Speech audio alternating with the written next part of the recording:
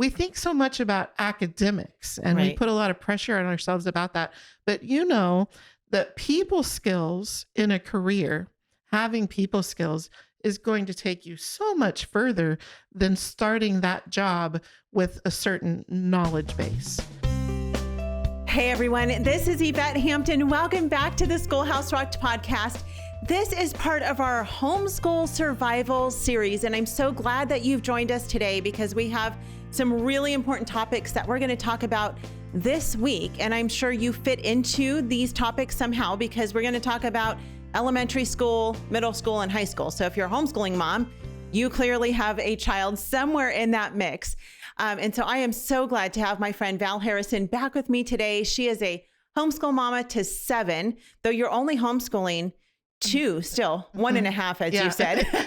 A senior and a 7th grader. Right. And she's a grandma. She is the host of the Practically Speaking Mom podcast, as well as the blog. And she's written several books on parenting and homeschooling and relationships, all those fun things that our life as homeschool moms encompass. And so we're going to talk about the different levels of schooling this year, this week. I'm glad that you've joined us. But first, let me tell you about our sponsor, CTC Math. Go to ctcmath.com. You can download a free trial of their math curriculum. It's all online and you guys will love it. Check it out if you've not done that yet, ctcmath.com. The last time you and I talked, I think you actually said it was on your bucket list to be part or to try out CTC Math. So have you tried it out yet? Not yet. I'm going to get her to try out CTC Math. Bucket list is too long. Val, thank you. I love having you back in the podcast with me today. Last time we talked about how you and I are part of the same co-op, and that's really fun. I love getting to know you. And the last episode we did with you, we talked about wearing all your hats without wearing out. And that was so encouraging to me. And so this week we're going to dive into this series that we're continuing with, and this is the Homeschool Survival Series.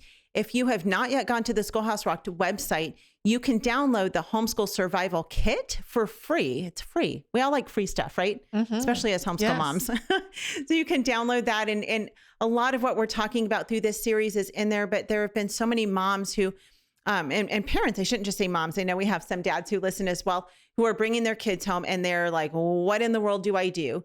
And we're hearing from you. We want to be here to help you as you navigate through this world of homeschooling. I know it can be really scary. It can be quite terrifying, actually, if you've never homeschooled, especially if you're pulling kids out in middle school or high school, especially.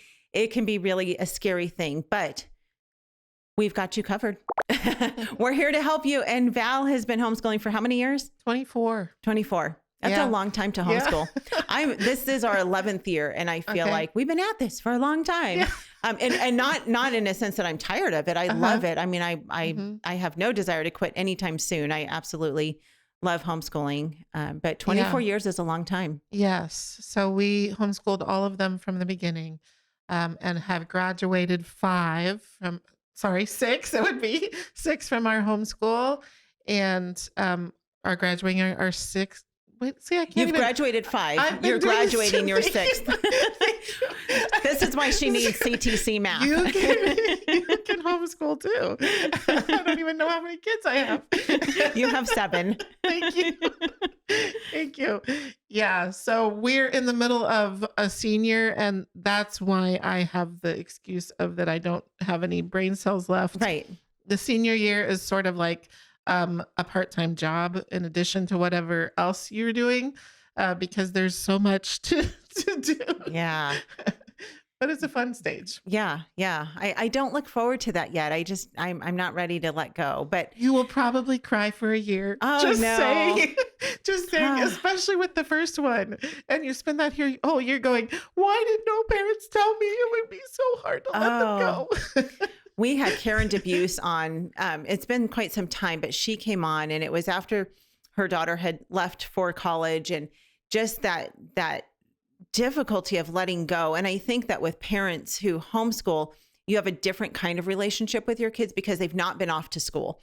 And so when your kids, whether they get married and move away or go off to college or go off to trade school or whatever they do, it's hard to, just separate. So I don't look forward to that. But you know what? I do look forward to seeing what God has for my girls. So, so this week we are going to break up Monday, Wednesday, and Thursday into the 3 different kind of grade levels. So today I want to talk about the elementary years. Yeah. And these are the fun years. And so for you moms who maybe you've been homeschooling from the very beginning, or maybe you're pulling your kid out mid-year and you're not sure, maybe you're planning on starting homeschooling next year and you've got an elementary school child, we're going to focus on that today.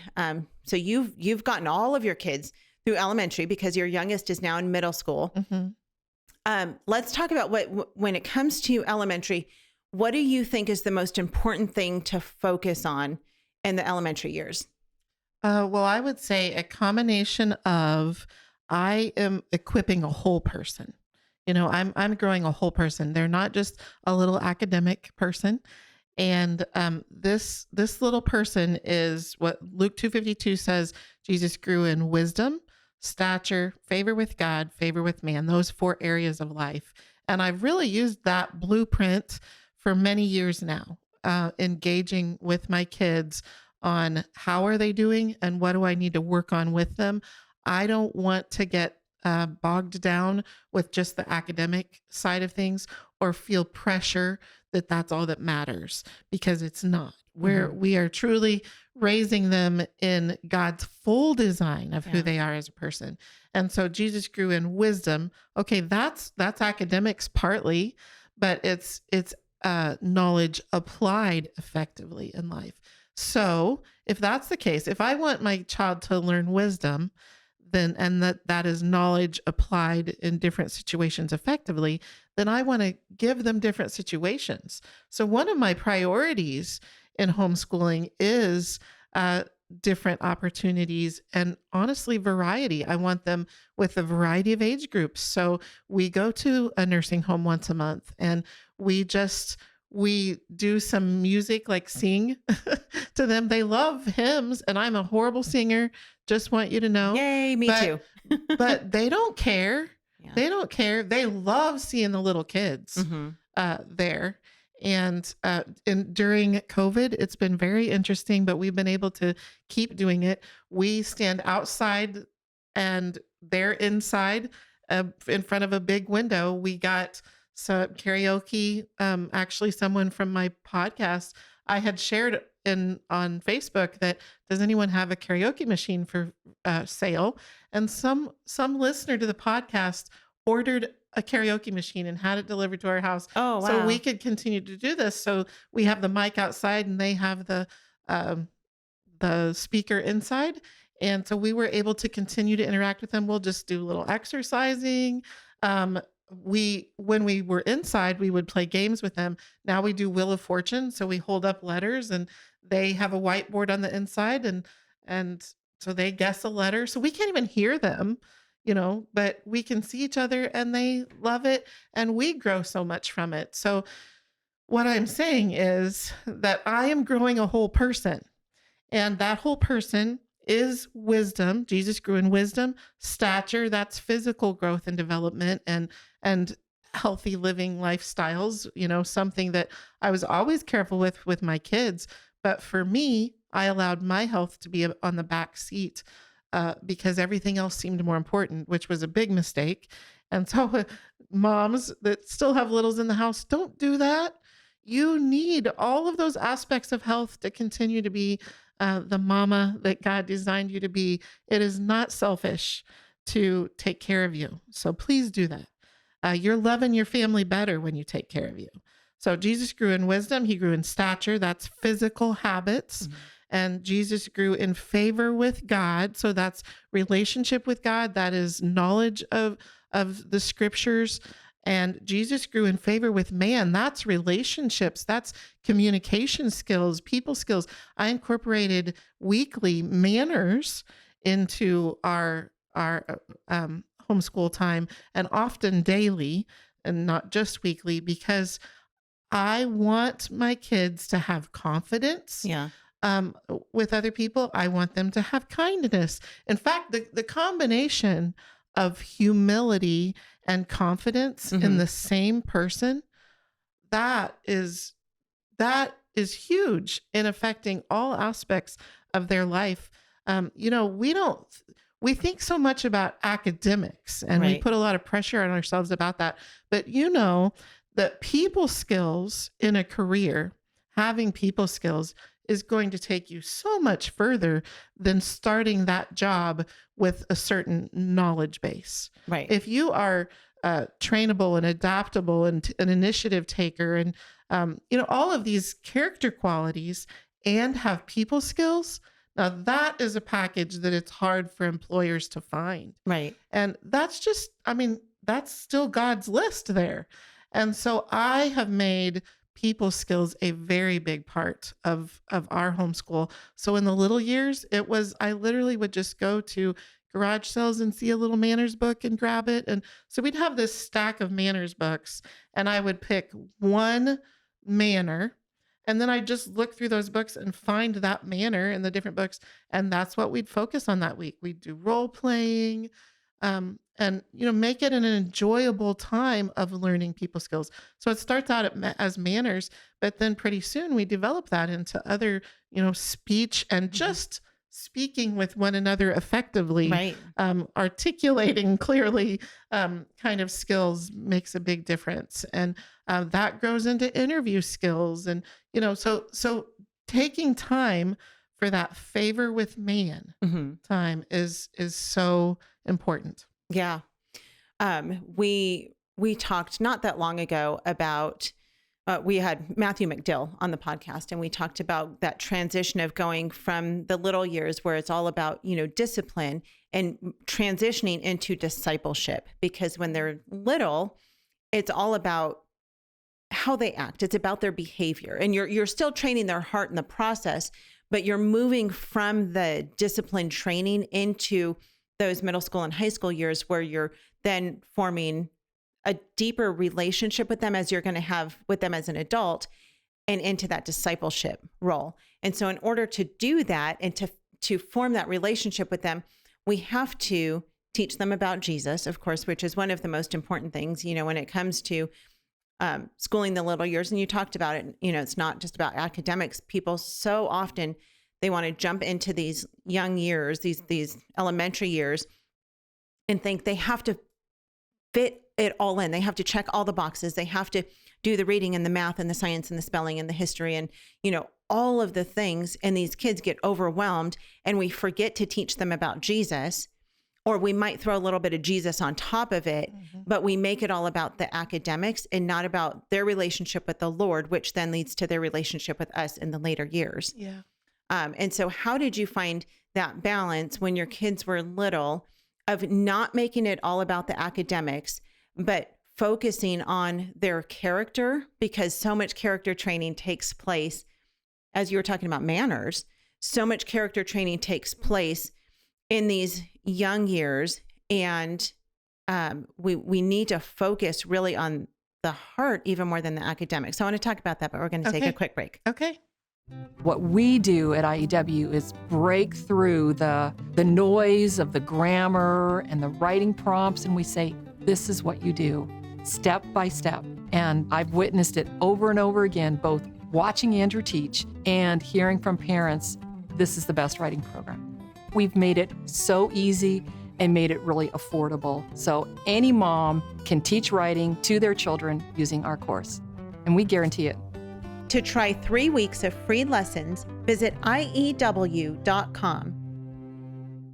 Before the break, we were talking about that transition of going, from those little years and not making it all about the academics, which is what we think it is, because we still have that mentality of the traditional school and bringing that into our home, so many of us, and we need to throw the books at them, literally. Here's your books, kids. Here's your worksheets. And we forget about the relationship with Jesus and with us. Yeah. So how do we focus on that and build those relationships with them? I'm glad you brought it up, because there's this, when my kids were really little, so I think I had 3 at the time and they were all very young. and everything felt very monotonous about my day. I was spending all of my time just changing diapers and cleaning and cooking, and that was the whole of my day. And Yeah. I needed meaning, and I needed God to show me my purpose, and I needed to see how I was having purpose in their futures, and I just needed it all to make sense. And so God brought to my mind something I'd learned in college, which was Maslow's hierarchy of needs, and which was a faulty system, but it was basically the thought that our first need is this, and we can't move to the next need or anything else until we get that need met, and then our next need is this, and then our next need is this. So the ultimate goal on Maslow's hierarchy of needs was self-actualization. And of course, that's not my goal for my kids, and it's not God's design for my kids. But I decided I was going to use a little triangle and have these needs in my kids that were of most importance. And I was going to work my way through this with the ultimate goal being God's will for their life today. Mhm. What is God's will for their life today? And if we do this on a daily basis, then in the end, we are helping them live out God's purpose, big picture purpose, in the big decisions of life. And so in my book, Wearing All Your Hats Without Wearing Out, I have this diagram that I began, over 20 years ago, that I continue to keep in mind that first is their safety needs, their physical and emotional safety needs. Mm-hmm. And then is their physical needs, and then their love and justice, which I believe is on the same playing field, that they need an equal amount of love and justice in their life. And then their view of God is next there. And see, when they're really little, they might not understand, I'm holding this baby, and they don't have a concept of God yet. Mm-hmm. They just have a concept of safe and Right. and belly filled, Right. but I want to, my goal on a daily basis with these little ones is move them up this hierarchy of needs as quickly through the day as possible so I can get to the good stuff. So I want to get to the God stuff, and I want to, there's something I have, I don't know, you probably won't be able to see this on the way, but all along the side of this, well, there's things that we're working on through the day that matter.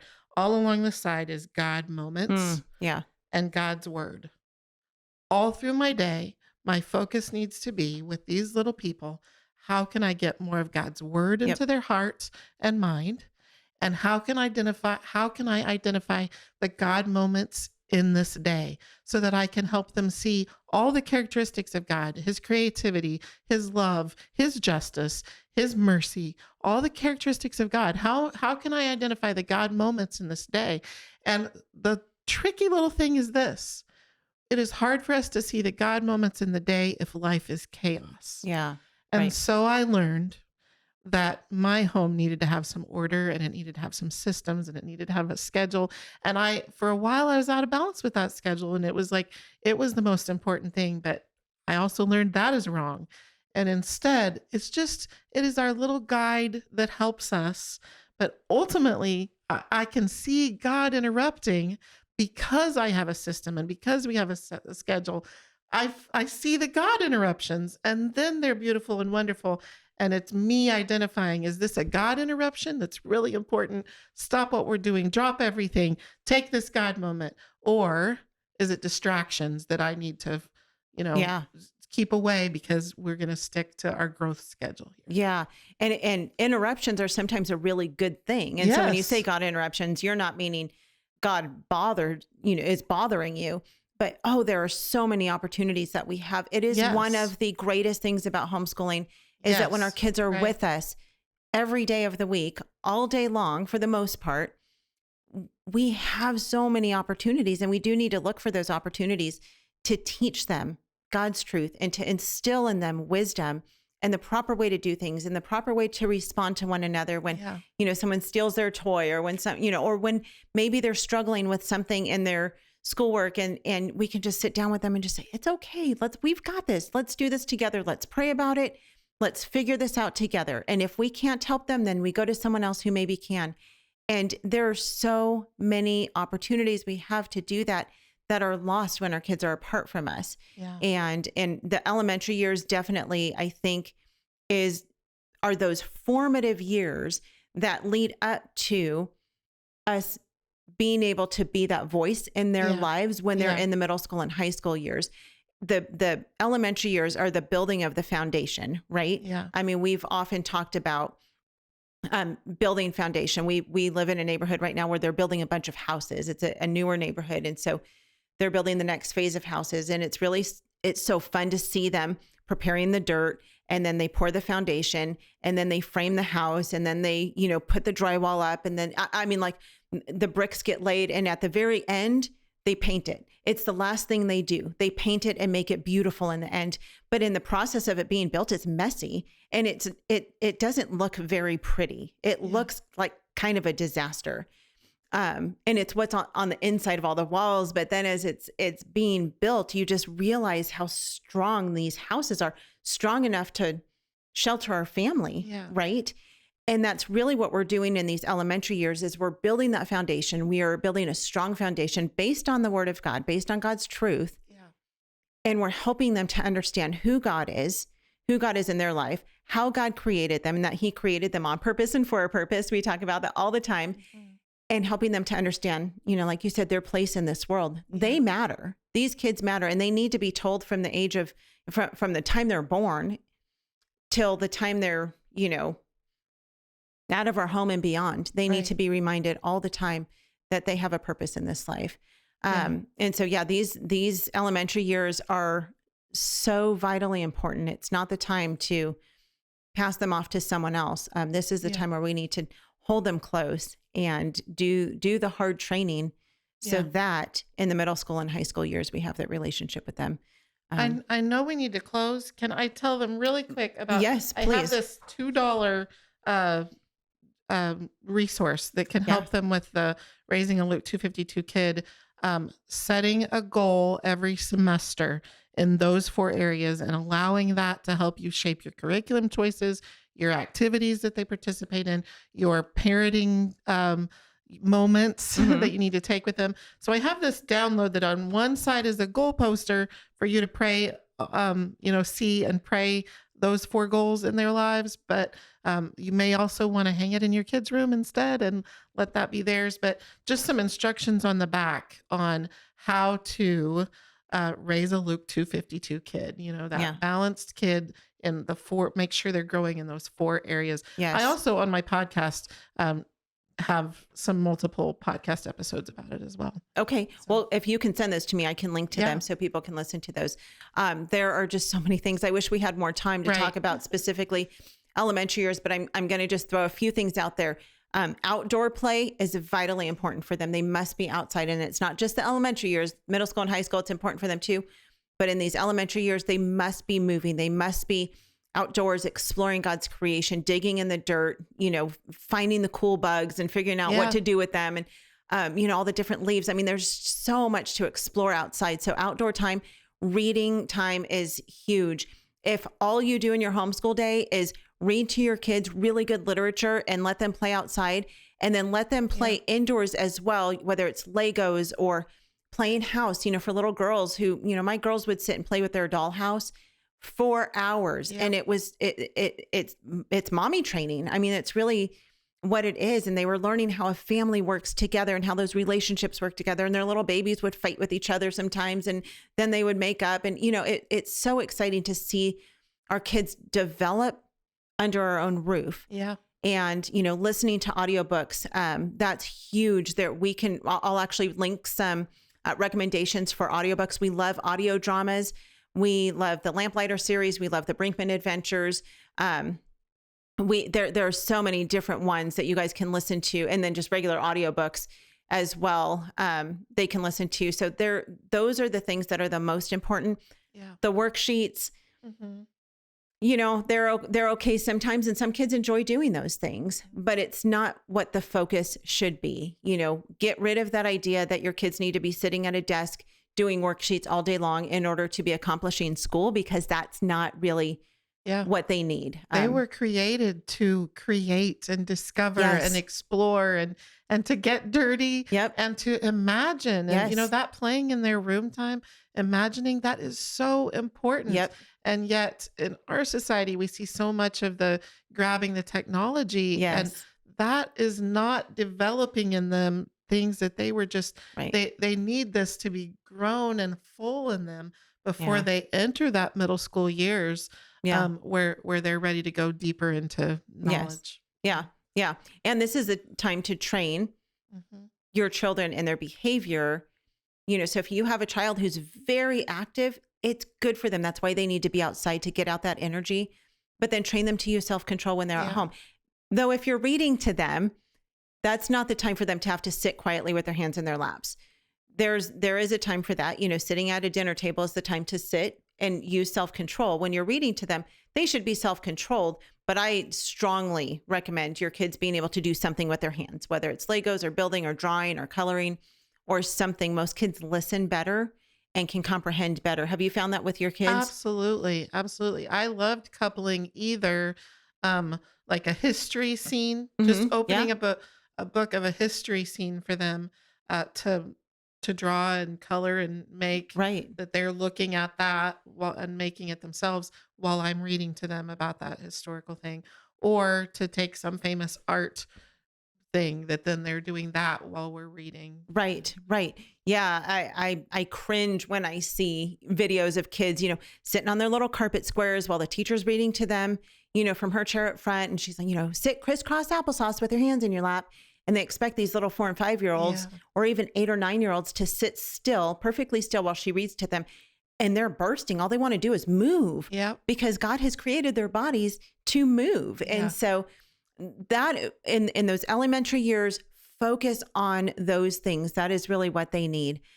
We're out of time. We're going to come back on Wednesday. We're going to talk about the middle school years and how you can effectively teach middle school. I've done middle school now with my oldest.